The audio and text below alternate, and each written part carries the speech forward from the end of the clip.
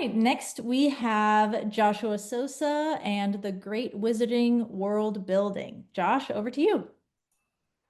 All right, thanks, Hannah. And let me get my screen share ready. Uh, all right, and I have my notes here. Okay. Hi everybody. Thank you for having me. Excuse me. Welcome to my discussion on the Great Wizarding World Building. I am an independent scholar here. This is my second age pack. So yeah. So what is world building? World building is the process of constructing a fictional world reinforced by immersive details and a concrete system of laws that make its universe consistent and easily comprehensible. World building can be achieved by numerous different means. I have some examples here from Star Wars, but we have visual language, backstory, dialogue, you name it. And all of these things are used to create a continuity that supports the unfolding narrative and the believability of the story's world. These world building elements, however, can sometimes be entirely missed by the reader in favor of the immediate plot lines and the characters that are being introduced, as well as the recurrences of themes and motifs that are just aching to be noticed. And I know this happens all the time in Harry Potter because it happens to me when I reread the series. So, what will we be doing today? Well, I'm going to tell you what we're not going to be doing first. We will not be discussing the major themes and motifs of this series, although you will notice that there is some overlap between some of these. We won't be tracking the first time something is mentioned as proof of existence. Keep this in mind. The thing isn't the thing until it becomes the thing. If that sounds weird, I promise it'll make sense. And we will not be just listing off the things that we learn in each book. Instead, we will be framing each book under a big idea that, in broad terms, defines the most important and most influential elements of world building within the narrative to gain a greater understanding of the series overall. So, let's start with book one. Oh, and before that, when I say we, us, or our in this discussion, I'm usually talking about both us and Harry. When I'm talking about the magical community, I'm referring to humans and non-humans. When I'm talking about the wizarding community, I'm only talking about humans, pretty much. All right, so what is magic? What constitutes as magic in a series? This is the central question of the Sorcerer's Stone, as everything that happens in the story is meant to present and frame the mechanics of this magical world being introduced. So how does book one attempt to answer this question? As if it were defining a noun. That is, magic as a person, place, thing, or an idea. So when I'm saying person here, I mean the magical community. Humans, non-humans, flora and fauna, the works. Places are locations in which the magical community resides, like Hogwarts, Diagon Alley, and the Forbidden Forest. Thing refers to objects imbued with magical properties like wands, broomsticks, but also candy and even pictures. And lastly, idea, aspects of culture, philosophy, and daily living, including education, games, transportation, and so on. And when we are considering these four different categories, we should keep in mind that on a first reading, and even when you reread the series, you are expected to take everything you learn at face value, just as Harry does, at least until we're told otherwise. So Dumbledore's light extinguishing device that, quote, looked like a silver cigarette lighter is just the put-outer. And there is no reason for us to doubt the existences of mythological characters like Circe, Morgan Le Fay, and Merlin. Now, in terms of how we experience the series, there is one thing that I suspect often goes under the radar for most readers. Several times throughout the series, we, the reader that is, will learn about or are exposed to something at a much earlier point than Harry. These moments are important as they tend to achieve one of three things. They contextualize events taking place within Harry's present or future POVs, they anticipate future plot lines or character dynamics, or they provide evidence for the growing scope of what is possible in this magical world. So now we'll move on to book two. While the Chamber of Secrets is ostensibly a whodunit with elements of myth-busting, the entire narrative is premised on what I would argue to be the magical community's fatal flaw, its social hierarchy. To oversimplify things, the societal structure of the wizarding world places the welfare and dignity of humans above that of non-humans or mixed-race beings. There is then a further division within the human category, as any form of upwards mobility, be that economic, marital, political, professional, and social, excuse me, is largely determined by an individual's family tree, i.e., their blood status. This philosophy of blood status has four main forms. We have purebloods, people whose magical lineage can be traced back decades or centuries without any muggle or muggle-born relatives. We have half-bloods, people with at least one non-pureblood parent. We have muggle-borns, people who are born from non-magical parents. And then squibs, people who are born from magical parents but who don't possess magic. Now, purebloods are, of course, the aristocrats of the wizarding world, oftentimes, possessing a large amount of wealth and influence.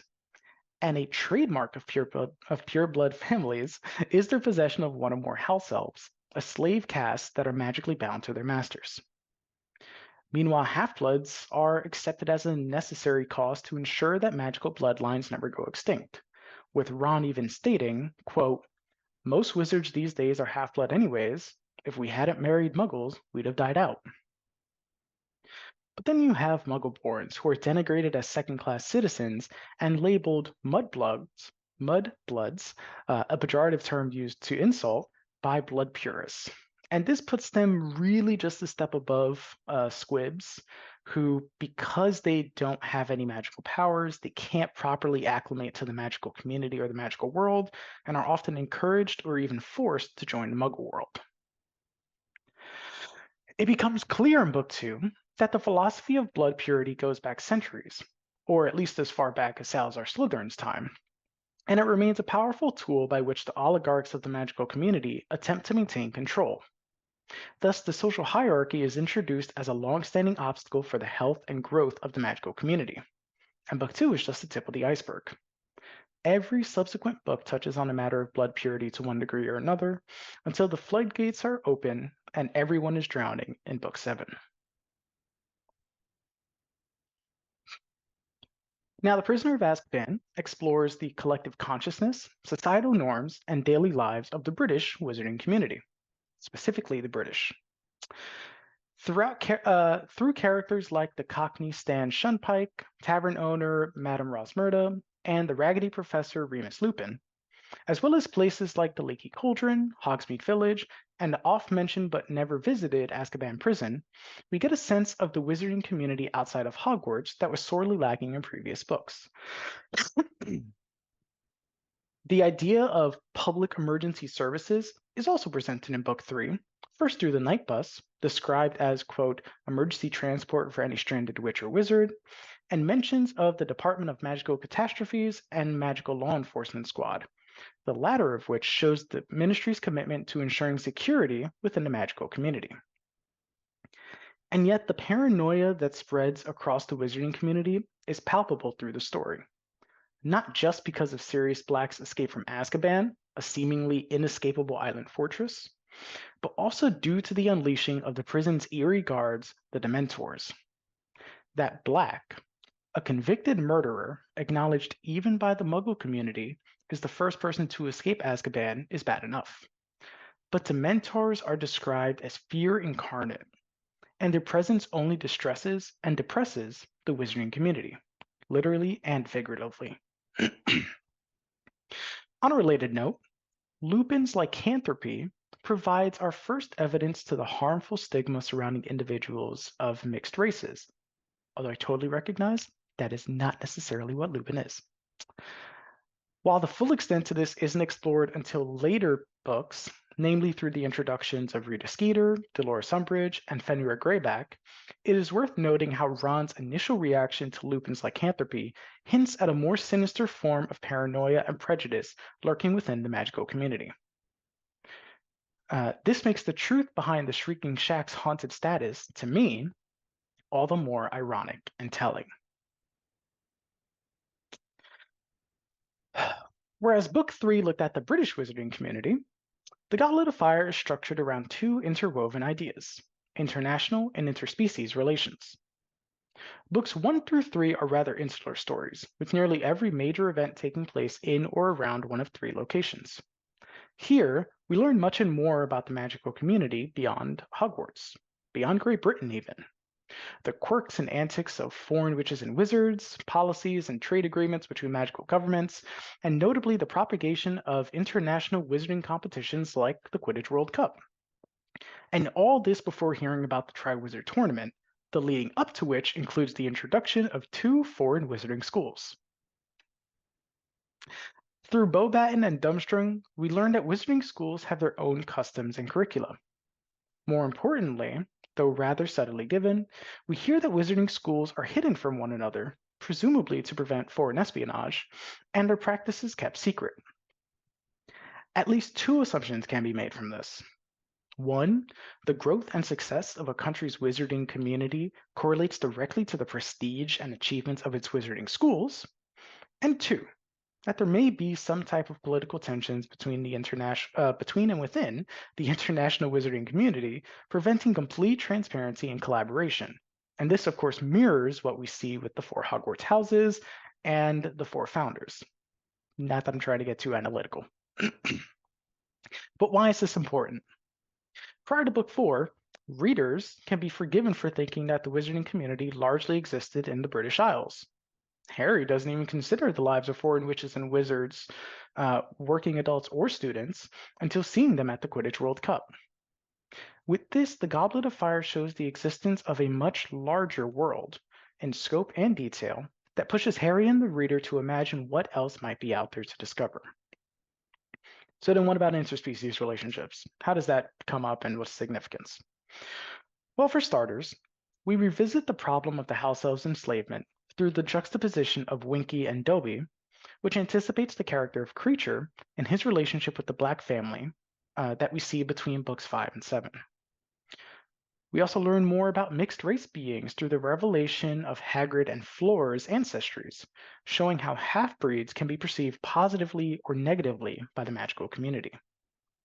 Their existence also provides evidence to the harmonious and discordant relationships possible between humans and non-humans, which is further supported by Dumbledore's friendship with the Merpeople of the Black Lake, who allowed their village to host the second task of the Triwizard Tournament.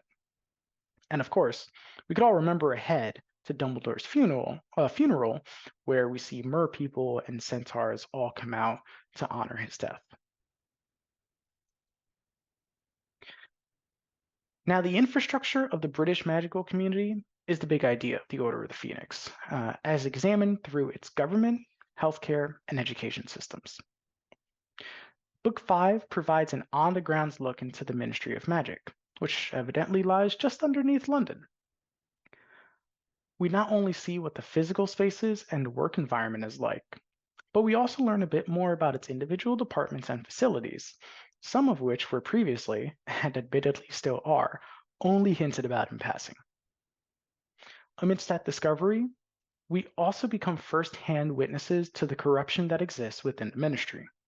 How officials use government resources to attack political opponents, suppress knowledge, fabricate lies, take political bribes, extort poorly funded departments, and push their own personal agendas, which, mind you, is no relation to our current world events. We got a pseudo-media war between the Quibbler and the Daily Prophet. We witness a false and rigged trial by the Wizengamot, and experience the ministry's interference at Hogwarts through Dolores Umbridge. Understanding the ministry's power and control over the magical community provides credibility to events in Book 7, following Voldemort's establishment of a puppet government. Now, regarding healthcare, we get our first visit to St. Mungo's Hospital for Magical Maladies and Injuries to observe how medical victims are treated and supported by the wizarding community. Wizarding healthcare seems to be free and state-funded, as the Fountain of Magical Brethren and Lucius Malfoy's wallet would seem to imply. So there's also some donations that are part of this. And of course, we also learn that the hospital is willing to take in Muggle patients, provided that they are suffering some type of magical injury. Lastly, we get a greater understanding of the education system through the ordinary wizarding level examinations. OWLs are fundamental requirements for entering the wizarding job market. The more exams you pass, the greater your career options will be. After all, Percy, discussed previously, earned 12 owls and immediately joined the ministry, serving under Barty Crouch Sr. Coupled with the career advice students receive, as shown through McGonagall and Harry's career session, a huge amount of importance is placed on wizarding education to ensure students develop into contributing members of society. Thus, the world building from books 3 through 5 is focused primarily on authenticating the world of Harry Potter by providing a genuineness and culture to its setting and the people and its people, ensuring that it is relatable and believable for the reader.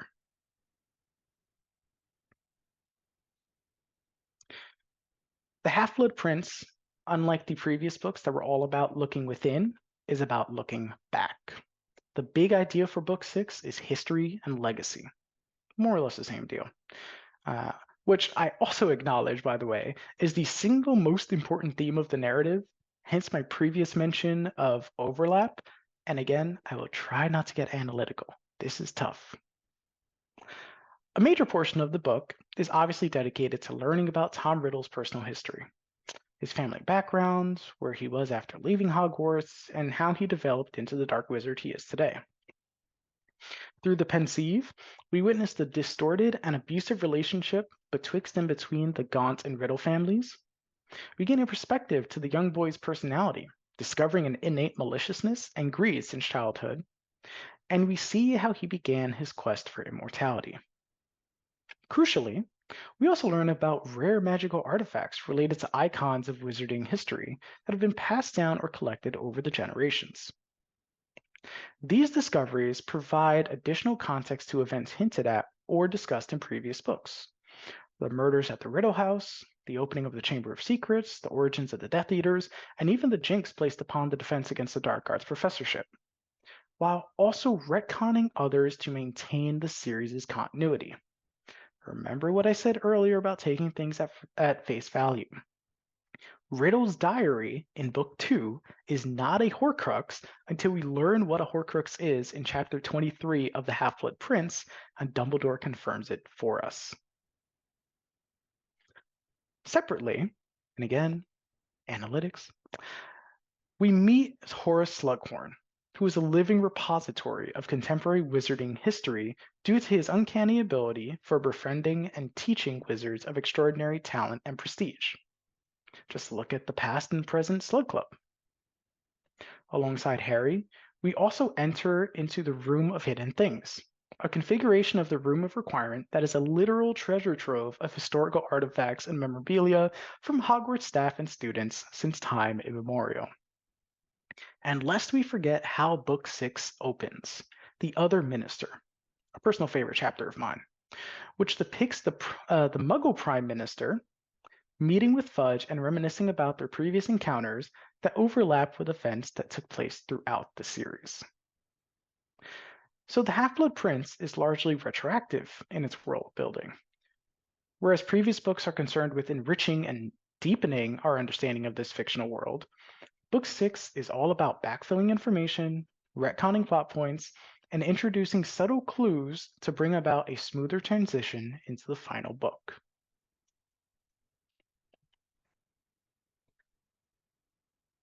Lore is the primary mover and shaker of the Deathly Hallows.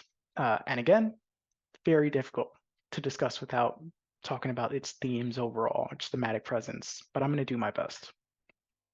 Throughout the narrative, Harry and the reader become exposed to different manifestations of, or concepts related to lore that above all else invite us to question the truths we've clung to over the past 6 books. Lore in the Deathly Hallows can be broken down into 4 categories. We have fairy tales, oral traditions, proverbs, and folklore that have been passed down and remain the collective consciousness of the wizarding community. Our main example of this is, of course, the Tales of Beetle the Bard, a collection of fables largely written and adapted for children, akin to stories like Cinderella, which is directly called out in the book. We also have legends, stories of events and people believed to have existed at some point in wizarding history. Here we have the legend of the Deathly Hallows, which derived from Beetle's tale, The Tale of Three Brothers, which itself is inspired by the lives of the historical Peveril brothers. Uh, and of course, the Grey Lady will later explain the truth behind the legend of Ravenclaw's diadem, revealing too her true identity and how she died in classic ghost story fashion. We have iconoclasm, the destruction of an object or an image for religious or political purposes. First, with the publishing of The Life and Lives of Albus Dumbledore, and later after meeting Aberforth, we see how the myth of Dumbledore as this paragon of goodness is broken down to reveal the little known and tragic truths behind the fiction. And we get the very literal destruction of artifacts during Harry's hunt for Hallows and Horcruxes. And finally, we have wand lore, the study of the history, creation, and usage of wands by witches and wizards. Ollivander and Dumbledore primarily will give us their perspectives on the sentience and allegiances of wands, including their ability to act independently of wizards, which they admit is totally unknown territory within the magical community. But we also get a very specific look at the Elder Wand, its bloody history, and the myths built around its acquisition. So hey, it's all connected. Again, the entire narrative of Book 7 is driven by the subject of lore. Even the epigraph from the libation bearers at the start of the book is itself a fragment of real world mythological storytelling being used to frame the plotline about to unfold. And while it is true that these wizarding tales, as well as the histories presented in Book 6, add longevity to this fictional world and make it feel lived in, they also prove that myths and folklore are still being written in the present. After all, Harry is the boy who lived. Loath as I am to give them praise, the author created a richly detailed world that takes recognizable pieces of real-world history and philosophy to create a work of modern myth. But piecing out how this world was created and how the details are revealed and every intricacy that plays out is something more than I can do in 20 minutes, and I'm already over time. So please ask questions, shoot me an email, or go on your own expedition during your next reread. Thank you.